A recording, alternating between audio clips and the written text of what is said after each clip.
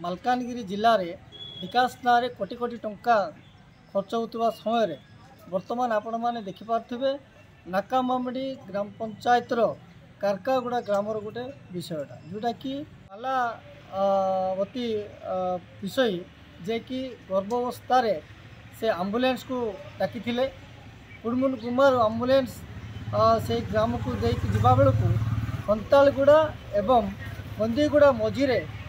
गोटे कलबर्ट जोटा कि दीर्घ वर्षर ग्रामवासी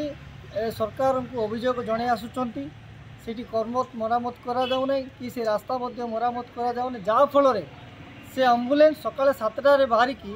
11टा पर्यंत से कादुआ रास्तार पशि रही जो गर्भवती महिलार जो जंत्रणा ये सब होता से ग्रामवासी लोक आम्बुलेंस को जोगाजोग कर आम्बुलेंस पशिजा घटना कहला तुरंत ग्रामवासी लोक गोटे ट्रैक्टर साहाय्य से आम्बुलेंस को दौड़ी रे बांधिकी टाणिकी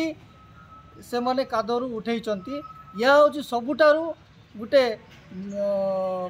आजिका दिन में गोटे दुखर घटना आम्बुलेंस को ट्रैक्टर टाणा पड़ तो ये सब विलंब ये रास्ता खराब लगी विलंब आम्बुलेंस घंटे बेलू पहुँचला से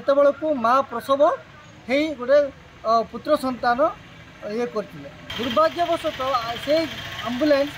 60 किलोमीटर दूर बुलिकी पुणी ताकू आम्बुलेंस गुमा स्वास्थ्य केन्द्र को नहीं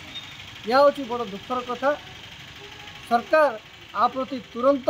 पदक्षेप नियंतु जेते सब रास्ता गुड़ाक अच्छी वर्षा दिन में ये जो कादुआ होची रोगी मैंने मुख्य चिकित्सालय को आसवाई बहुत असुविधा होती तुरंत एगुड़ा मरामत करके लोकंर